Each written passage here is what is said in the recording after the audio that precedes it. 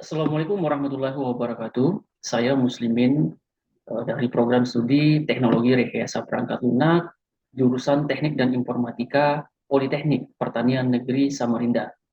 Izinkan saya untuk menyampaikan pernyataan diri dosen dalam unjuk kerja Tridharma Perguruan Tinggi PDD UKTPT pada bidang pengajaran. Adapun mata kuliah yang akan kami sampaikan, akan kami jabarkan dalam UKTPT, PDD UKTPT kali ini, yaitu mata kuliah kerjasama buatan. Mata kuliah kerjasama buatan diprogramkan oleh mahasiswa di semester 6 dengan bobot SKS 3 SKS. Dan sifat mata kuliahnya wajib diprogramkan oleh mahasiswa. Deskripsi mata kuliah.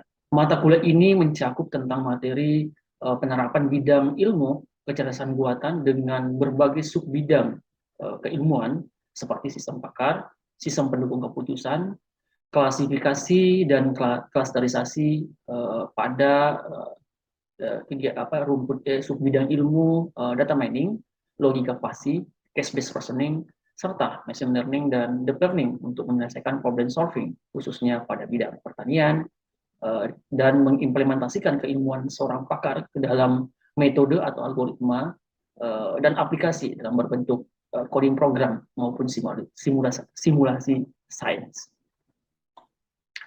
Capaian pembelajaran mata kuliah kecerdasan buatan. Mahasiswa dapat mengimplementasikan bidang ilmu kecerdasan buatan dalam berbentuk studi kasus dengan melibatkan keilmuan pakar, menerapkan metode atau algoritma, serta merancang dan membangun sebuah aplikasi cerdas, misalnya aplikasi smart farming, khususnya dalam hal berbasis software atau aplikasi. Adapun materi pembelajaran kita pada mata kuliah kecerdasan buatan. Yang pertama adalah definisi karakteristik subbidang ilmu representasi pengetahuan alur kerja kecerdasan buatan. Terus yang kedua, pertemuan kedua meliputi tentang proses penalaran, discovery, reasoning, tren aplikasi kecerdasan buatan yang selama ini yang telah digunakan ataupun telah diteliti oleh peneliti-peneliti sebelumnya. Pada pertemuan ketiga mencakup tentang definisi, fase, karakteristik, komponen, manfaat, metodologi, business intelligence, dan teknologi sistem pendukung keputusan. Pada pertemuan ini kita sudah masuk dalam subbidang kecerdasan buatan yaitu SPK atau sistem pendukung keputusan. Pada pertemuan keempat, lanjutan dari materi SPK atau sistem pendukung keputusan meliputi tentang problem solving, pemodelan. Dalam pertemuan keempat ini, di sini kita akan membahas tentang algoritma atau metode atau model menggunakan metode AHP, Wave Product, SAW, serta implementasi dari aplikasi sistem pendukung keputusan. Pada pertemuan kelima, pemodelan lanjutan dari SPK yaitu TOPSIS, Smart, Profile Matching, pengembangan model dengan Force Hybrid, perbandingan metode, serta Group Decision Support System. Jadi ini teknologi lanjutan dari SPK, yaitu dapat dilakukan Force Hybrid atau menggabungkan beberapa algoritma, atau membandingkan, ataupun misalnya dengan melibatkan beberapa pakar dalam bidang, khususnya bidang pertanian. Dari materi SPK, di sini kita akan membangun sebuah proyek kecil yang akan digunakan, yang akan dianalisa oleh mahasiswa dan diimplementasikan dalam berbentuk aplikasi. Pada pertemuan ke-6, kita sudah masuk dalam materi subbidang dari kecerdasan buatan, yaitu sistem pakar. Pada pertemuan ini mencakup tentang definisi, arsitektur, problem solving, penalaran metode rule based, yaitu forward chaining dan backward chaining pada sistem pakar. Pada pertemuan ke-7 merupakan lanjutan dari materi sistem pakar yang mencakup tentang metode probabilitas yang meliputi tentang shaded factor, dan support atau bias, serta dari proses metode ataupun algoritma yang digunakan yang telah dipelajari, mahasiswa tetap akan diberikan sebuah penugasan untuk membangun sebuah proyek-proyek kecil berdasarkan model algoritma yang telah digunakan. Jadi lingkupnya di sini akan dilakukan akan dibuat semacam coding program oleh mahasiswanya, baik SPK, sistem pakar. Nah, Pada pertemuan ke-8 mencakup tentang ujian tengah semester atau UTS. Pada pertemuan ke-9 kita masuk dalam materi ke-9, 10, dan 11, ini mencakup tentang materi data mining. Pada pertemuan ke-9 mencakup tentang definisi, kategori model data mining, konsep dasar klasifikasi, studi kasus, pemodelan menggunakan decision tree. Di sini kita sudah menggunakan satu model atau algoritma, yaitu decision tree. Pada pertemuan ke-10 mencakup tentang struktur desain, kelebihan, kekurangan, serta studi kasus klasifikasi menggunakan metode Knight Bayes ataupun KNN. Terus untuk di pertemuan ke-11 mencakup tentang definisi, tahapan, implementasi algoritma klasterisasi menggunakan partition method, hierarchy method, designated based method, serta implementasi dari studi kasus. Jadi di sini di dalam data mining, yaitu baik klasifikasi ataupun klasifikasi atau klasterisasi akan diberikan pula mahasiswa untuk mengajukan studi kasus serta mengimplementasikan dalam berbentuk proyek aplikasi oleh mahasiswa kepada mahasiswa. Pada pertemuan ke-12 masuk lagi subbidang dari kesan buatan, yaitu PASI atau logika samar. Pada pertemuan 12 mencakup tentang definisi konsep dasar sistem inferensi, fungsi keanggotaan pada logika PASI, logika penalaran dengan studi kasus menggunakan metode Madani. Pada pertemuan ke-13 mencakup dalam logika samar, yaitu menganalisis studi kasus pula dengan menggunakan logika PASI dengan metode Sukamoto dan Sugino. Terus pada pertemuan ke-14 kita masuk dalam materi definisi, struktur, tahapan, arsitektur, inovasi model penalaran, analisis kasus, implementasi metode, dan aplikasi case-based reasoning. Pada pertemuan ke-15 mencakup tentang materi tentang machine learning, di dalamnya mencakup tentang definisi, algoritma, mencakup metode supervised learning, unsupervised learning, reinforcement learning, deep learning pada machine learning. Di dalam terdapat pula tahapan kinerja, tingkat akurasi, JST atau jaringan syarat tiruan, karakteristik dari model deep learning yang sudah dipelajari. Pada pertemuan terakhir atau 16 mencakup tentang ujian akhir semester. Bentuk dan metode pembelajaran.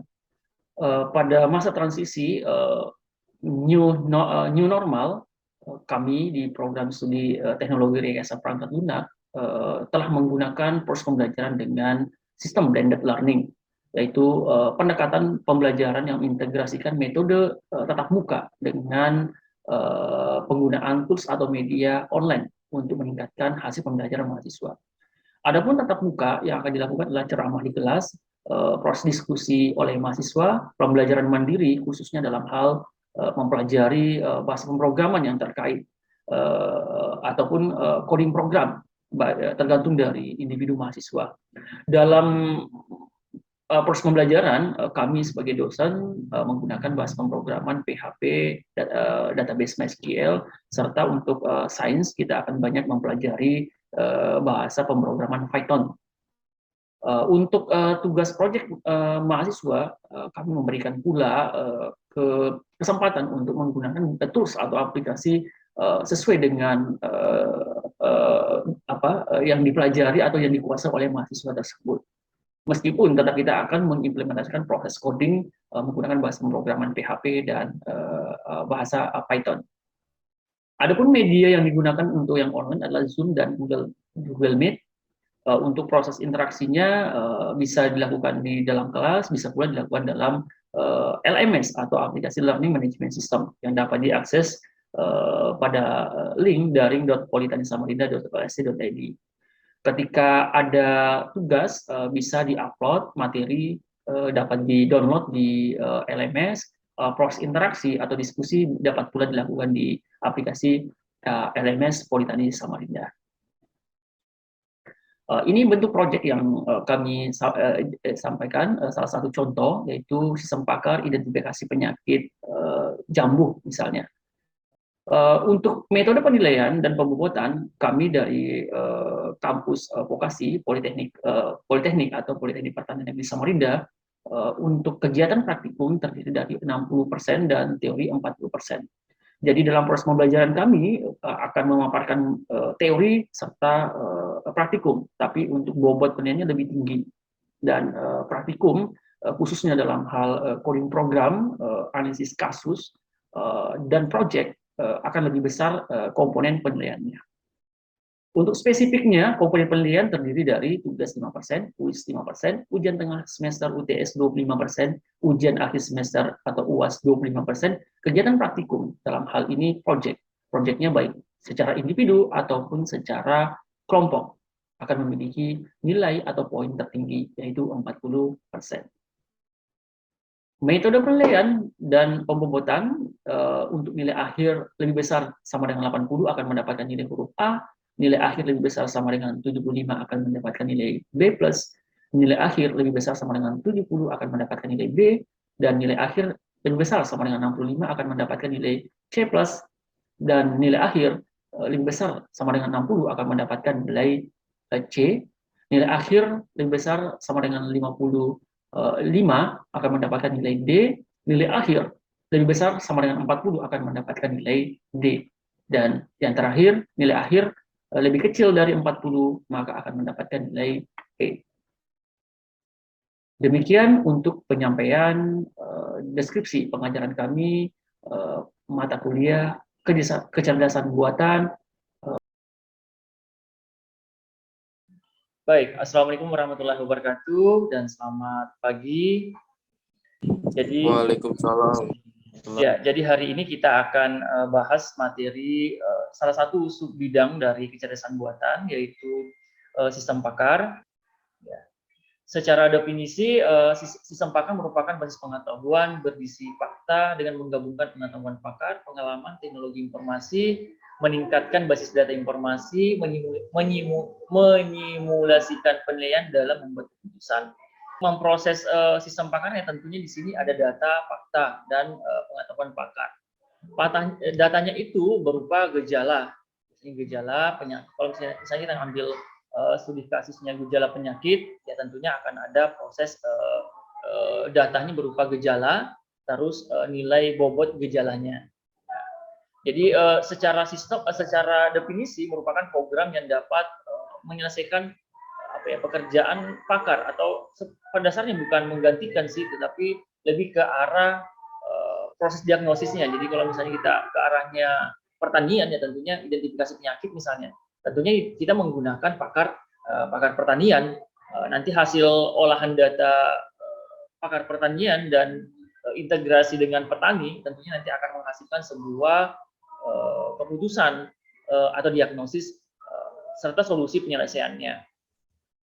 Nah, di sini kita harus pahami dulu apa perbedaan antara pakar dan ahli. Kalau secara kalau pakar ya, kalau misalnya identifikasi penyakit ya pakarnya bisa misalnya dosen atau pakar bidang pertanian. Petani itu bukan pakar, tetapi hanya sebagai user.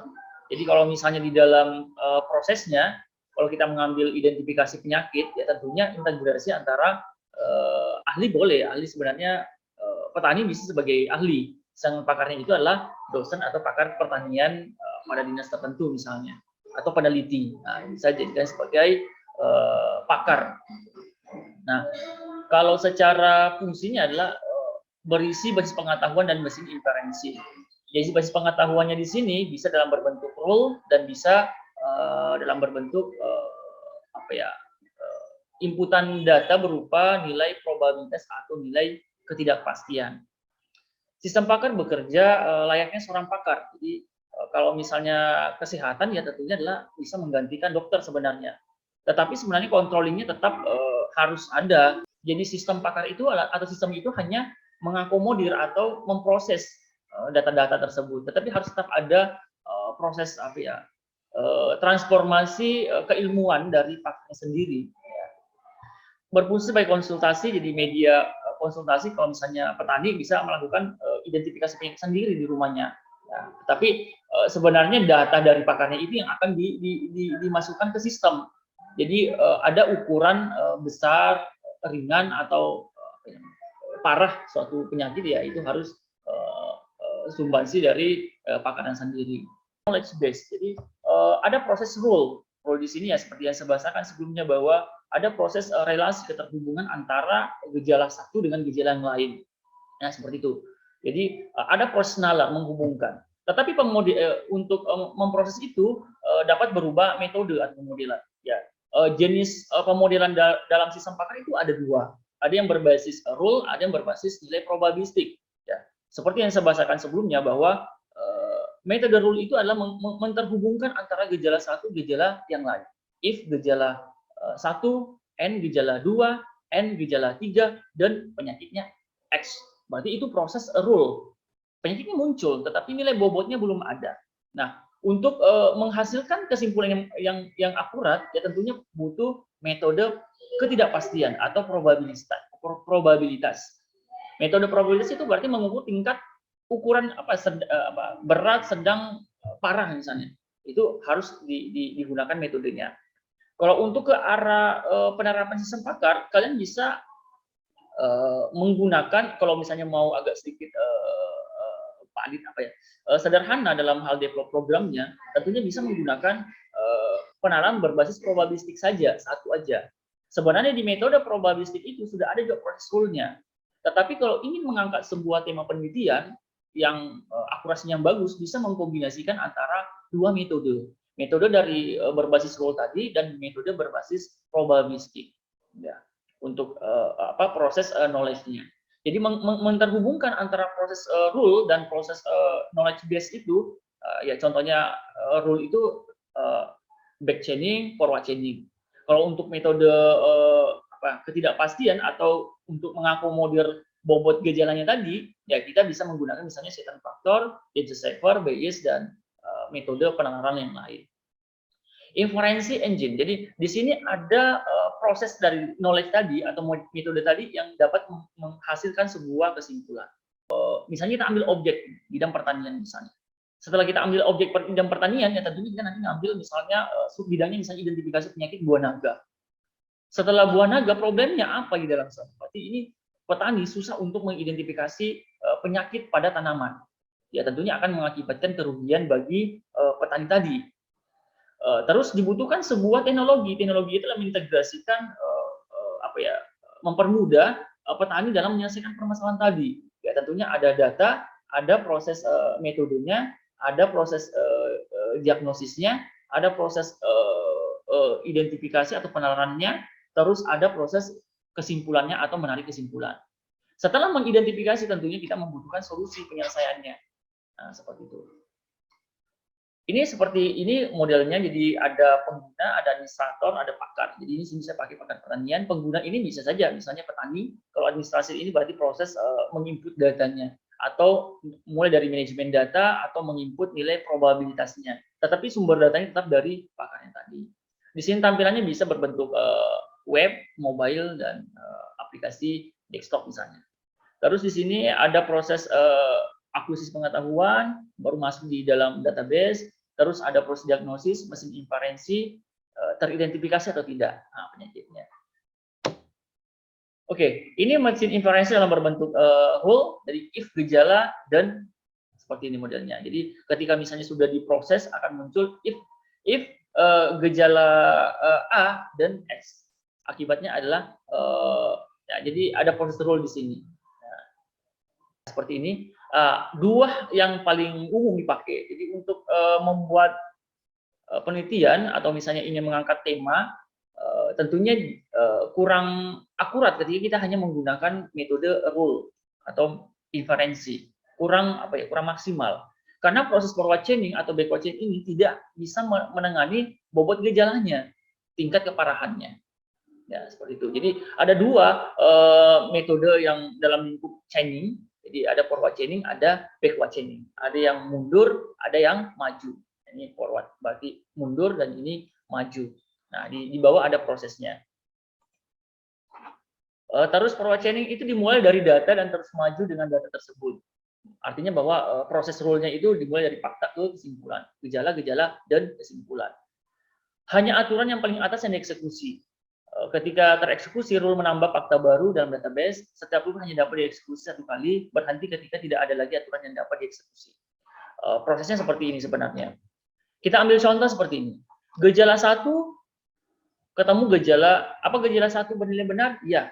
Berarti masuk lagi gejala yang kedua. Apa gejala 2 bernilai benar? Iya. Apa gejala 3 bernilai benar? Iya. Berarti ketika gejala-gejala ini bertemu rule ini sebenarnya rule diinformasikan dalam dikonversi dalam berbentuk pohon keputusan.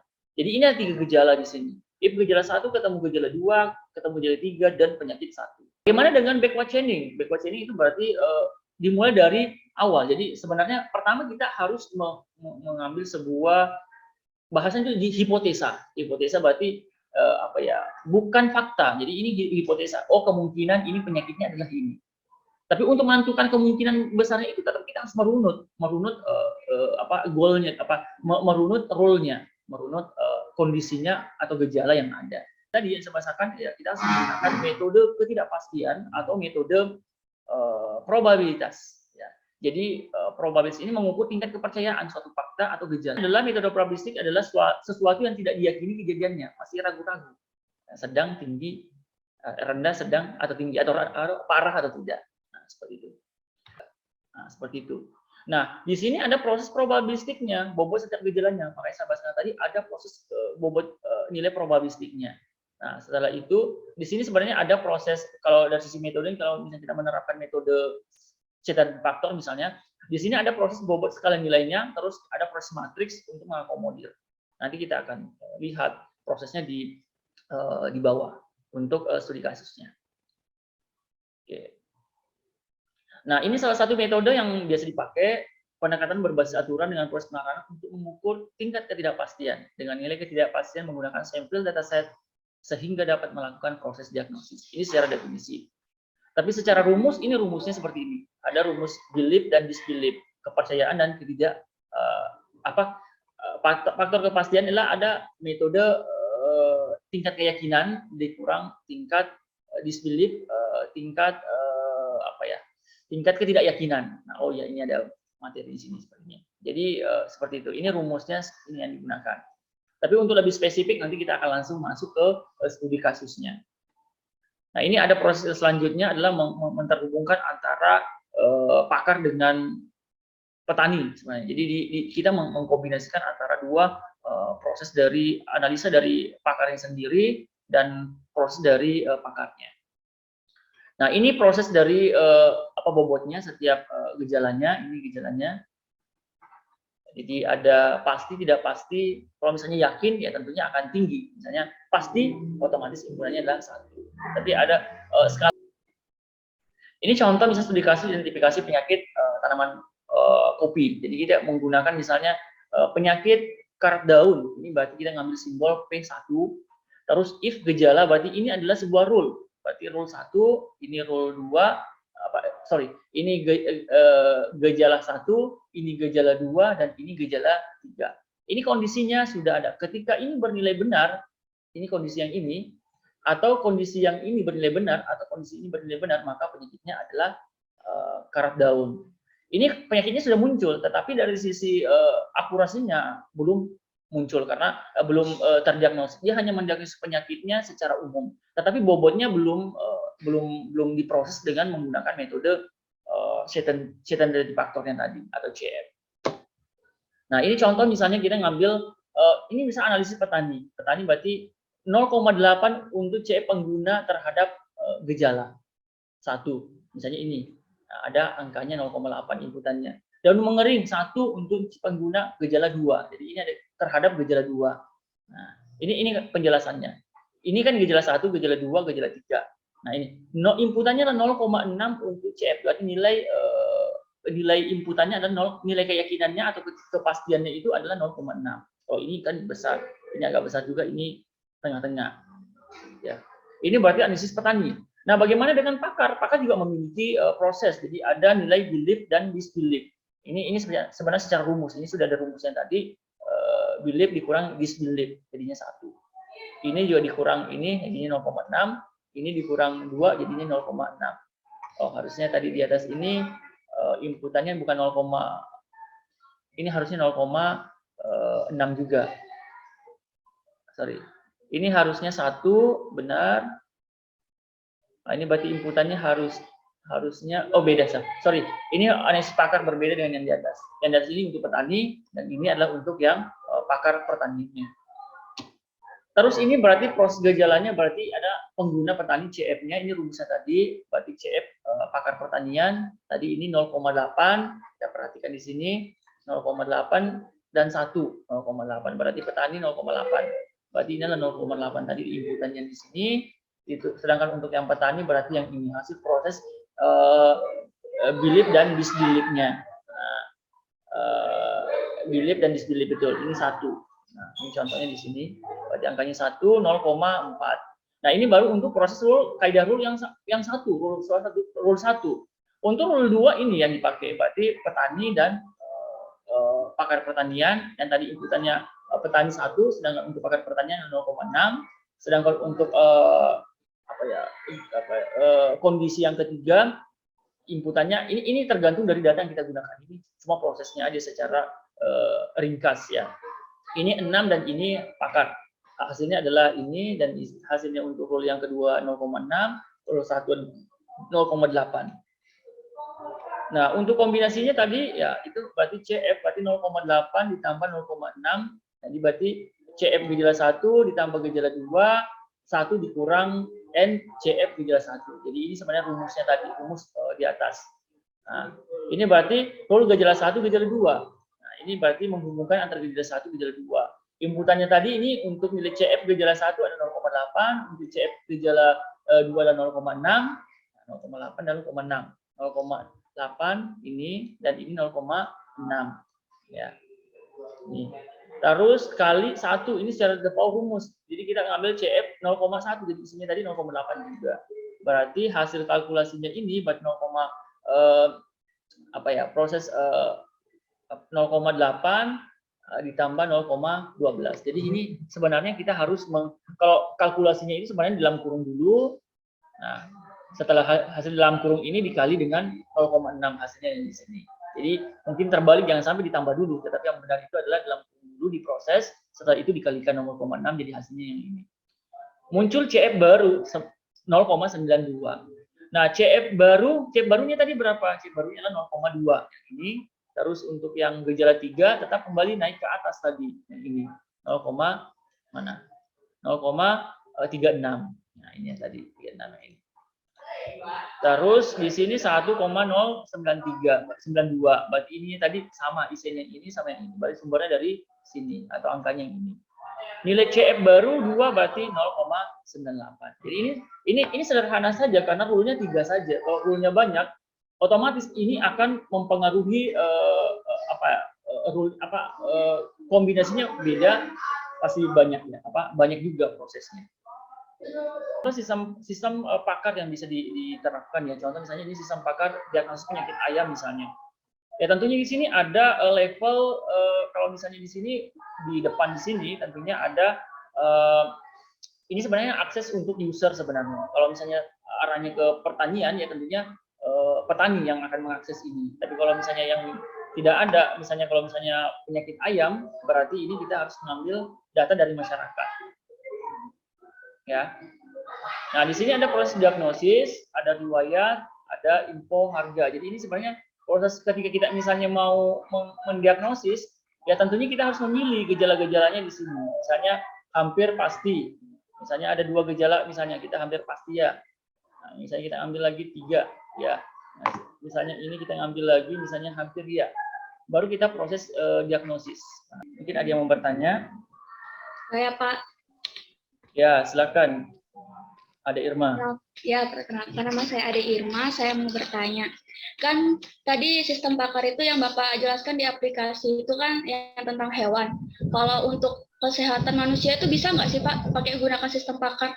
Bisa juga. Makanya saya bahasakan tadi bahwa sistemnya ini kan berlaku dinamis ya. Jadi gejala-gejalanya itu bisa dirubah, terus penyakitnya juga bisa dirubah.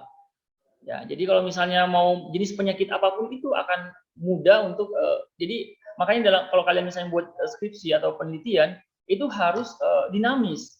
Jadi gejala-gejalanya itu bisa berubah. Jadi kalau misalnya kita membuat program misalnya di sini identifikasi misalnya penyakit ayam. mau migrasikannya dengan misalnya penyakit tanaman bisa, mau diintegrasikan untuk penyakit yang lain juga bisa. Ya tentunya proses gejalanya itu harus masuk di sana.